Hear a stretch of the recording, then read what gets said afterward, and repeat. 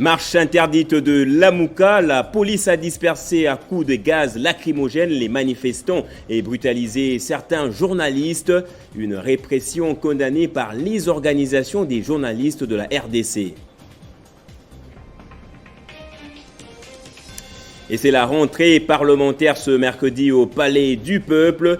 Les députés nationaux et sénateurs reprennent le chemin de l'hémicycle avec en toile de fond la problématique de la désignation des animateurs de la CENI et des élections générales de 2023.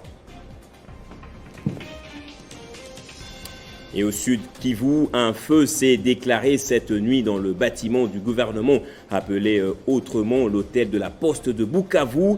Un violent incendie qui a ravagé les matériels et les équipements de la RTNC et des 3 autres chaînes de télévision se trouvant dans l'immeuble.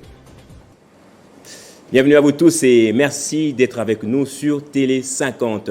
À la une de l'actualité, elle était interdite au départ par le gouvernement de Kinshasa qui avait proposé qu'elle soit tenue le 17 septembre, soit 2 jours après la rentrée parlementaire. Ces organisateurs n'ont pas accédé à cette demande. Les leaders de Lamouka étaient dans la rue ce matin pour protester et dire non à la politisation de la CENI. Les éléments de force de l'ordre ont empêché le rassemblement à coups de gaz lacrymogène et Martin Fayoulou a été embarqué de force dans son véhicule. Récit de Christian Kalonji. C'est aux alentours de 8 heures, heure de Kinshasa, que quelques militants de la coalition Lamouka se sont rangés à Massina, quartier 3, point de rencontre pour débuter la marche. Quelque temps après, ils ont été rejoints par les 2 leaders de la coalition Lamouka, Martin Fayoulou et Adolphe Mouzitou, déterminés à conduire leurs troupes pour exiger la dépolitisation de la centrale électorale et l'organisation des élections dans le délai constitutionnel. La marche a été dispersée à coups de gaz lacrymogène par les éléments de la police nationale congolaise déjà déployés sur le terrain depuis hier soir pour empêcher tout rassemblement. Puis, Martin Fayoulou et Adolphe Mouzitou ont été tous 2 embarqués dans un véhicule et acheminés au centre-ville. L'opposant congolais qui a condamné ces actes qu'il qualifie de barbares dit soupçonner certains dirigeants mondiaux d'être à la base de cette confusion politique en RDC et en particulier dans les pays africains en général. Il faut rappeler que la marche de la coalition Lamouka qui était prévue ce mercredi a été renvoyée à ce vendredi 17 septembre par le gouverneur de la ville de Kinshasa, une proposition qui n'a visiblement pas rencontré l'assentiment de l'ancien candidat à la présidentielle de 2018 qui reste tout de même déterminé à poursuivre son combat pour exiger une CENI dépolitisée. Et justement, les policiers s'en étaient également pris aux journalistes, les empêchant ainsi d'exercer leur travail. Le directeur de publication de Actualité.cd a été victime de la violence policière. Les éléments de force de l'ordre l'ont agressé physiquement et traîné au sol. Une répression qui a été condamnée et suscité l'indignation de toute la classe politique et des corporations des journalistes. Allô? Oui. Les images sont insoutenables. La personne traînée au sol, un journaliste, le directeur de publication du média en ligne Actualité.cd et correspondant de RFI à Kinshasa. Il a été pris pour cible par la police alors qu'il interviewait le leader de Lamouka, Martin Fayoulou, empêché de descendre de son véhicule par les éléments de force de l'ordre. Brutalisé, puis coffré dans un véhicule de la police, ces images choquantes ont fortement déplu aux journalistes congolais qui unanimement sont montés au créneau pour décrier la violence policière à l'endroit des professionnels de la presse. Actualité.cd et l'association des médias d'information en ligne ont tous exigé la libération immédiate du reporter humilié qui jusqu'à 11h était toujours sous les verrous de la police. Le MIL RDC a condamné la brutalité avec laquelle a été interpellé son vice-président ce mercredi 15 septembre.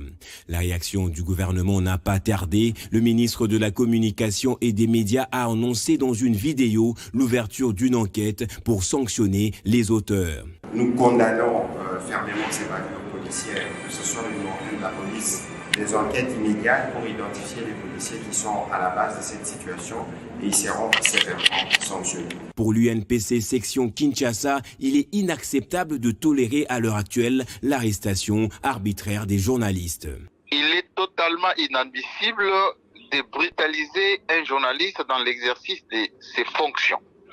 Il n'est pas acceptable dans une démocratie qu'un journaliste, en plus reconnu, identifié, puisse être traîné, comme ça a été le cas de notre confrère. Je suis en route d'ailleurs pour l'hôpital mongolais où il est en observation au moment où je vous parle. Et j'invite tout le monde à garder le calme et surtout à observer ce qu'on appelle la liberté d'expression et surtout la liberté d'exercice du métier par les journalistes. Donc moi je condamne et je condamnerai toujours parce que je suis là pour protéger les journalistes, surtout quand ils sont dans l'exercice de leurs fonctions. Et c'est la rentrée parlementaire. Les députés nationaux et sénateurs sont de retour dans l'hémicycle pour la session de septembre, essentiellement budgétaire. Mais sur le plan politique, la question des élections générales de 2023 domine l'actualité. Et comme chaque fois, nous vous proposons les enjeux et défis politiques auxquels vont faire face les parlementaires. Et c'est avec Jean-David Kilolo.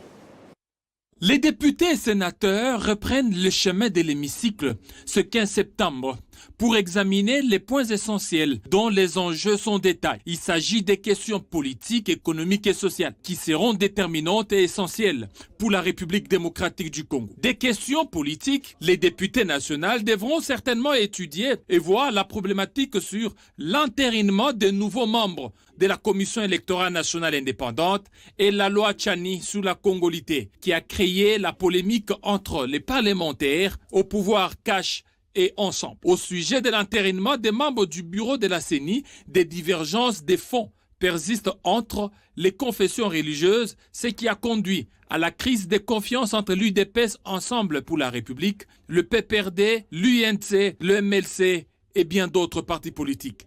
Plusieurs de ces partis appellent à un dialogue entre les chefs spirituels afin d'en trouver un consensus autour de la question du président de la Commission électorale nationale indépendante. Autre sujet, c'est la loi des finances, précisément les budgets. Sujet phare de cette session qui ne manquera pas aussi d'être traité. Et sur ces points, des passionnants débats peuvent être subodorés, surtout que la situation globale de l'économie de la République démocratique du Congo pose des sérieux problèmes avec l'instabilité des prix et la faiblesse de la monnaie nationale face au dollar américain. Sans pour autant oublier que la situation sociale avec des multiples grèves, larvées à répétition des médecins, des enseignants et des fonctionnaires qui fragilisent les gouvernements des Warriors, qui peinent dans l'exécution de la loi des finances de l'année en cours votée à la va-vite, des tergiversations que s'ouvre cette session de septembre. Le Sénat se reforme, c'est le projet présenté hier mardi par le speaker de la Chambre haute du Parlement, Modeste Bahati Lukwebo. Il s'agit de 7 axes pour rapprocher davantage les provinces et son institution. L'objectif est de permettre au Sénat d'accomplir sa mission constitutionnelle. En réalité, nous visons le bien-être du Congolais d'abord. Il s'agit d'une démarche publique, républicaine et citoyenne de la Chambre haute du Parlement, non seulement en tant que laboratoire d'idées, en vue de la concrétisation de la décentralisation, mais aussi en tant que centre d'expertise aguerri, d'accompagnement conseil des provinces et entités territoriales décentralisées en matière de gouvernance territoriale et développement local. Ces réformes-là passent justement par la prise de certaines mesures, la prise de conscience sur la méthode de gouverner autrement pour l'intérêt de tous. Nous voulons également mettre notre expérience au service du gouvernement pour l'aider à accroître les recettes de l'État.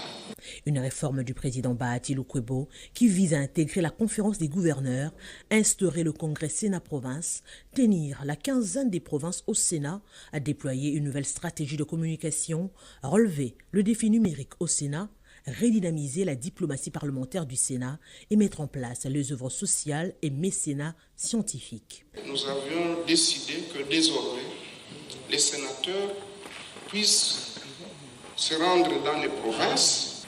Nous allons chaque fois dans une délégation, si elle est de 4 sénateurs, eh bien, il y aura 2 sénateurs originaires, donc élus dans la province, et 2 élus d'ailleurs. Et de cette manière-là, il y aura un peu plus d'objectivité, non seulement dans la lecture, mais également dans le traitement des problèmes qui se posent. Des propositions soutenues et accompagnées par le programme des Nations Unies pour le développement PNUD, qui a rencontré l'assentiment du président de la République, Félix-Antoine Tshisekedi. Et je le disais dans le sommaire, une centaine des journalistes sont dans la rue après l'incendie du bâtiment de la grande poste de Bukavu au sud Kivu dans la nuit de mardi à ce mercredi. Un gigantesque feu a ravagé les installations de 4 chaînes de radio-TV dont la RTNC, occasionnant ainsi d'énormes dégâts matériels.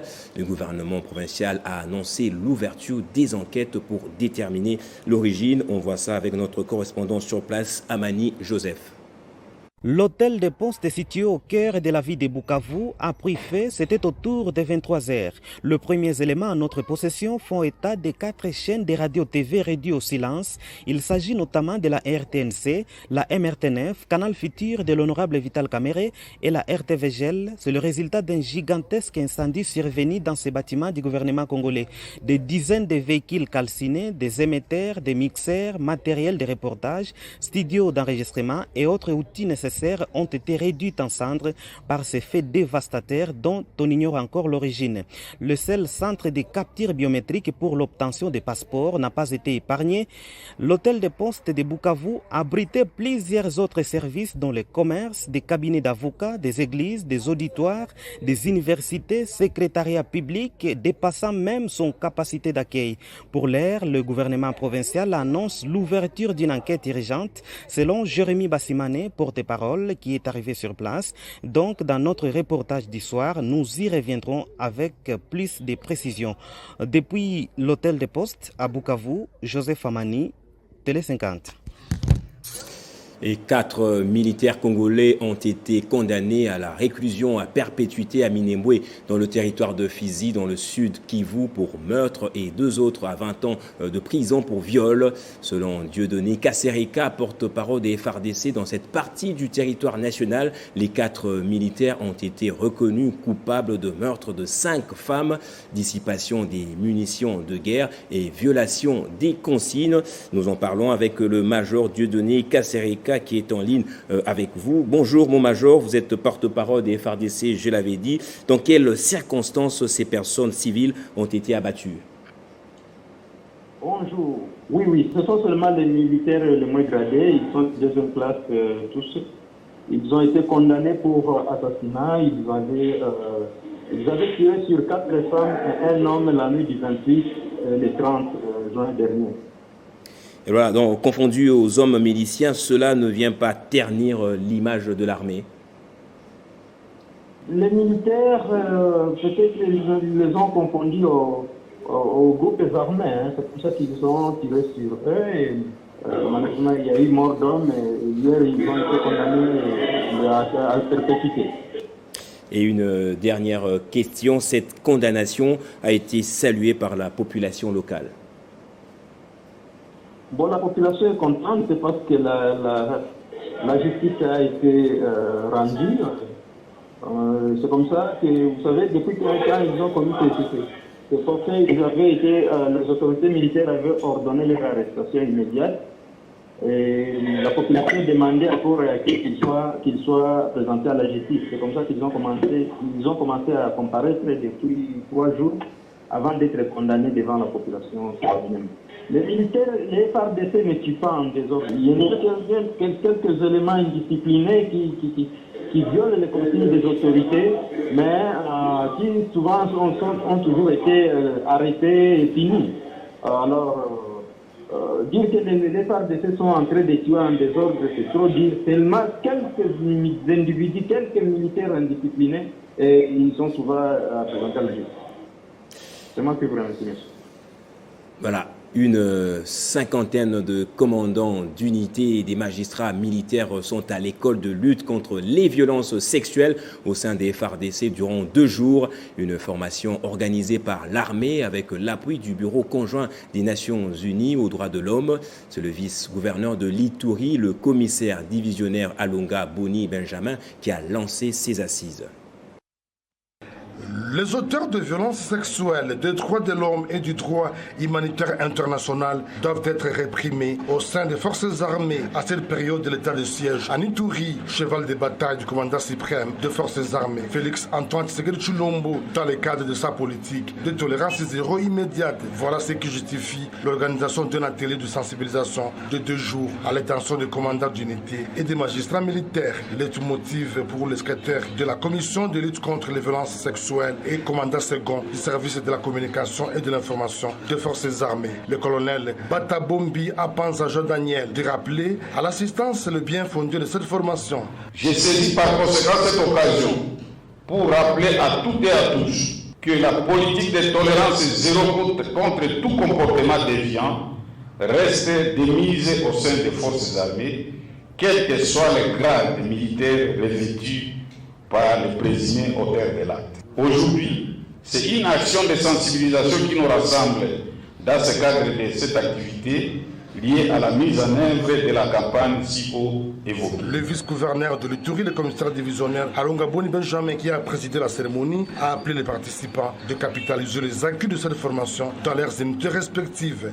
Dirais-je juste un rappel, car parler d'une formation, c'est un peu trop en globalisant, mais je préfère mieux faire un rappel de notions que nous connaissons déjà, étant donné que les violences sexuelles, la répression des violences sexuelles sont contenues dans l'arsenal juridique de notre droit que nous appliquons aujourd'hui. Notons que cette formation sera sanctionnée par un acte d'engagement et d'honneur de respecter et d'appliquer les mesures de prévention et de répression des violences sexuelles au sein de l'armée. Et puis dans l'actualité également, l'ancien ministre de la Santé, Eteni Longondo, en détention depuis le 28 août dernier, est remis depuis hier soir en liberté provisoire. Il était accusé d'avoir détourné des fonds alloués à la gestion de la Covid-19. Le ministre a célébré cette libération provisoire qui plutôt est décriée par une frange partie de la classe politique congolaise. Et 99 lauréats de la 6e promotion de l'École nationale d'administration publique ont reçu les encouragements du chef de l'État au cours d'une cérémonie de remise et des brevets de fin de formation organisée hier mardi au fleuve Congo, hôtel de Kinshasa. Baptisé promotion Étienne Tshisekedi Mulumba, les énarques de la 6e promotion ont suivi 12 mois de formation initiale avec un stage de découverte, un autre de professionnalisation à l'étranger. Créé en 2013, l'ENA est un établissement public dont la mission est de former de jeunes cadres de l'administration publique au Congo-Kinshasa. Recrutés après un concours national, ces jeunes dotés des compétences managériales vont intégrer différents services de l'administration publique. Devant le président de la République et plusieurs membres du gouvernement, le directeur général ad interim de l'ENA a fait le plaidoyer en vue de la construction des bâtiments propres à cette école dans la périphérie de la ville de Kinshasa. Une occasion pour le vice-premier ministre en charge de la fonction publique, Jean-Pierre Liaou, de confirmer que ces cadres sont déjà intégrés au sein de l'administration. Selon lui, l'affectation de nouveaux lauréats de l'ENA procède du souci du chef de l'État de rajeunir les effectifs de l'administration, dont plus de 350 000 agents sont éligibles à la retraite, mais continuent à travailler. Le président de la République a rappelé sa vision concernant la fonction publique, être le pilier majeur de l'État, rapprocher l'administration des administrés en réduisant les formalités administratives et le renforcement des filières de formation de base et continue. Au lauréat de cette 6e promotion, le chef de l'État a signé la mission de contribuer au renouveau de l'administration en RDC. Le chef de l'État a dit toute son admiration pour l'ENA, qu'il considère non seulement comme une école d'élite, mais aussi une culture. Et l'actualité en Afrique, un accord serait sur le point d'être signé par le gouvernement malien, permettant ainsi l'arrivée des mercenaires russes au pays. Ces mercenaires russes du groupe de sécurité privé Wagner seraient chargés de former les soldats de l'armée nationale. La France vient d'envoyer Christophe Bigot, le monsieur Afrique du Quai d'Orsay, pour tenter de faire échouer cet accord, selon l'agence Reuters. L'agence Reuters, plus de 1000 légionnaires du groupe russe de sécurité privé Wagner pourraient se rendre à Bamako, capitale malienne, afin d'entraîner les forces loyalistes. En dehors de la formation, ces mercenaires devront également assurer la protection des autorités. Interrogée sur ce sujet, le mardi devant la Commission des Affaires étrangères de l'Assemblée nationale française, Florence Parly, la ministre des Armées, a d'abord réitéré l'engagement des forces françaises au Mali, combattant depuis 8 ans le groupe djihadiste. Florence Parly, je cite, « Nous sommes toujours au Mali et nous y serons sans doute dans le mois et les années qui viennent. » Fin des citations. Mais la ministre s'est dit très préoccupée par l'éventuelle signature d'un accord entre Bamako et la société privée russe Wagner. En revanche, il se passe des choses au Mali inquiétantes et si cette rumeur selon laquelle les autorités maliennes devaient contractualiser avec la société Wagner, ce serait extrêmement préoccupant et contradictoire, incohérent avec le tout ce que la France a entrepris depuis des années et tout ce que la France compte entreprendre en soutien de pays du Sahel. Pour Jean-Yves Le Drian, le ministre des Affaires étrangères françaises, une intervention de paramilitaires russes pourrait même entraîner le retrait des troupes françaises. Tandis qu'à Bamako, le ministre de la Défense a reconnu auprès des journalistes avoir mené des négociations avec la société Wagner.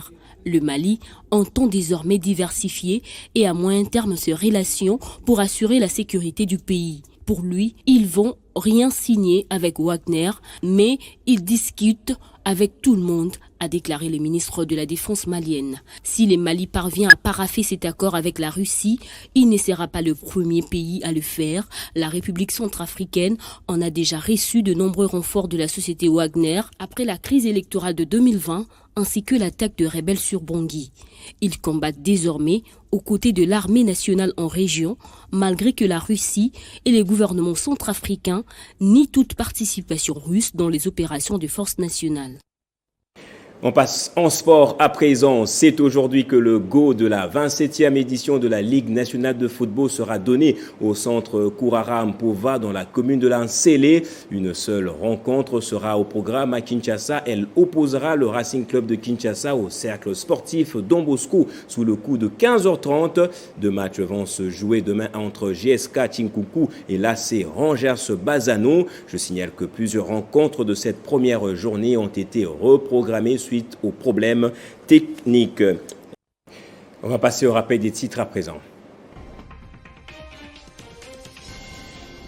Marche interdite de Lamouka, la police a dispersé à coups de gaz lacrymogènes les manifestants et brutalisé certains journalistes. Une répression condamnée par les organisations des journalistes de la RDC. Et c'est la rentrée parlementaire ce mercredi au Palais du Peuple. Les députés nationaux et sénateurs reprennent le chemin de l'hémicycle avec en toile de fond la problématique de la désignation des animateurs de la CENI et des élections générales de 2023. Et au Sud Kivu, un feu s'est déclaré cette nuit dans le bâtiment du gouvernement appelé autrement l'hôtel de la Poste de Bukavu. Un violent incendie qui a ravagé les matériels et les équipements de la RTNC et des 4 autres chaînes de télévision se trouvant dans l'immeuble.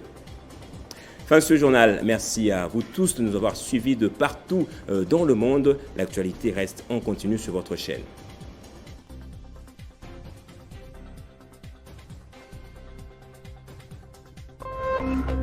Téléchargez les infos Télé 50 sur www.tele50.cd.